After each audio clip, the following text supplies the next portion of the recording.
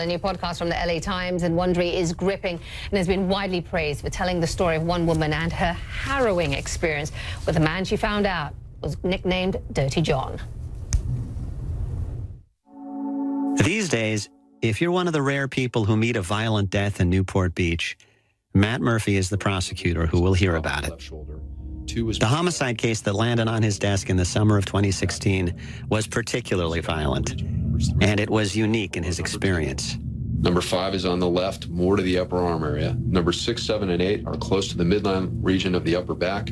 All of these stab wounds are superficial wounds. Wound number 13, which is the fatal wound, is the upper left eyelid, 1 centimeter in size. Only wound number 9 has some bruising around it, and another bruise noted around 12 and 13. So when you review something like this, what it tells you is this young woman fought like hell. Christopher Goffard, staff writer for the Los Angeles Times and co-creator of the podcast Dirty John, is with us now. Thank you for coming in. Glad to be here. You know, this is incredibly compelling, and you just want to keep listening to it.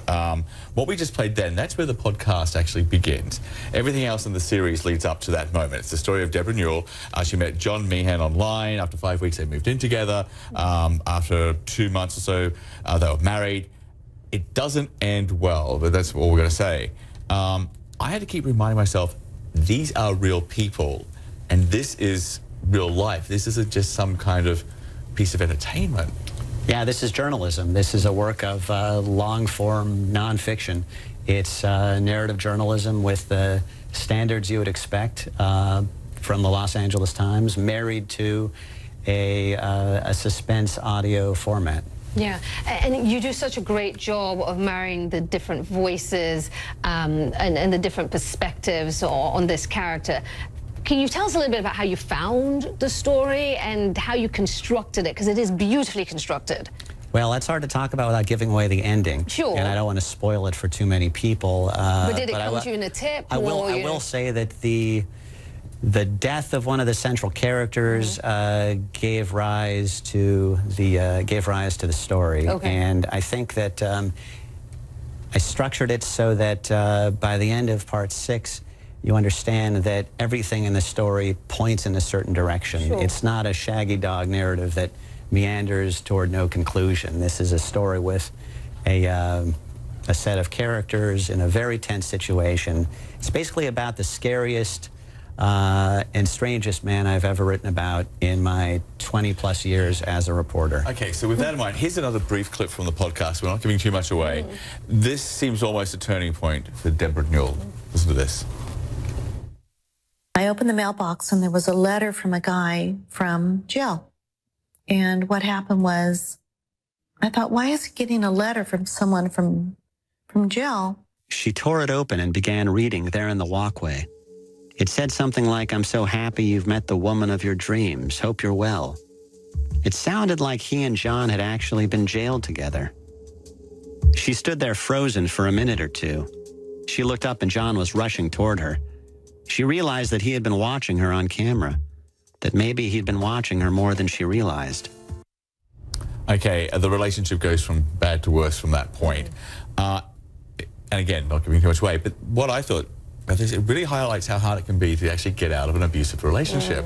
It answers that question in a very compelling way, where a lot of women are asked, well, why didn't you just leave the guy? And when you listen to this, the answer is, it's not that simple. Yeah, I hope it's a cautionary tale.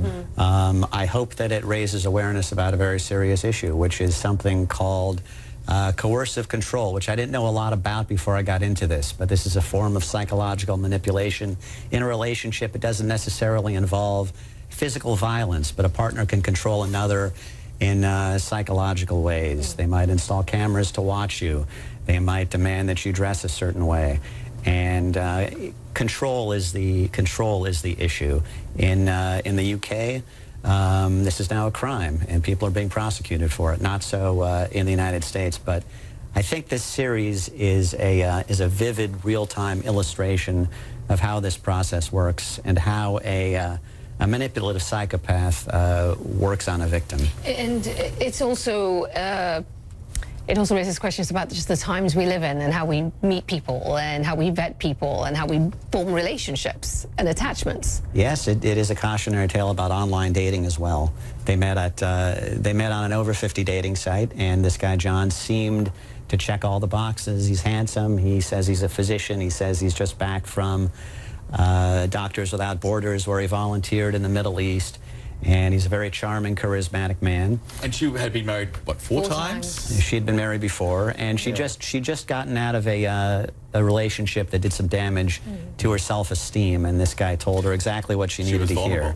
Yeah. So it was a marriage of predator and victim. Wow. You know, we've been talking, there have been a lot of great reviews for this series, including one from you know, our friend of the show, Bob Lefsetz, of the Lefsetz newsletter.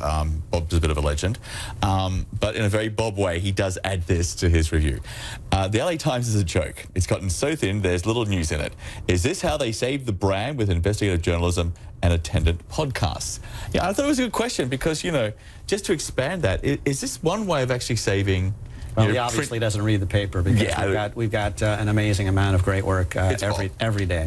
So it is a way that we're looking to reach new readers. We're hoping that the podcast draws people to the newspaper and to our website, and we're hoping also that people who read the series in the paper go to the podcast. Yeah. So there's some cross-pollination going on. And not only that, to your point, because I read all the pieces, John listened to it, and it's a very different experience when you're projecting what their voices sound like in your head as you read it versus when you hear them and feel like you're getting closer to them. It's a very different experience. And there's a level of intimacy. You hear the voices of the characters, and you form a mental picture of them. Yeah. But very quickly, do you think this is the future of print journalism? Is this a way that, you know, those online websites, not the... Look, I think the LA Times is wonderful. You guys do a great job, but you know, struggling at the moment, like everybody else. Is this one way for the future? It's one way, and considering that you know, 40% of Americans have listened to a podcast, and the number is growing by the year, I think this is a logical way to do it. Well, you're a pioneer, and you've done a great job. And you are a phenomenal writer. Thank you. Yeah, I'm very envious of your writing skills, so Christopher, great to see you. Thank you very much.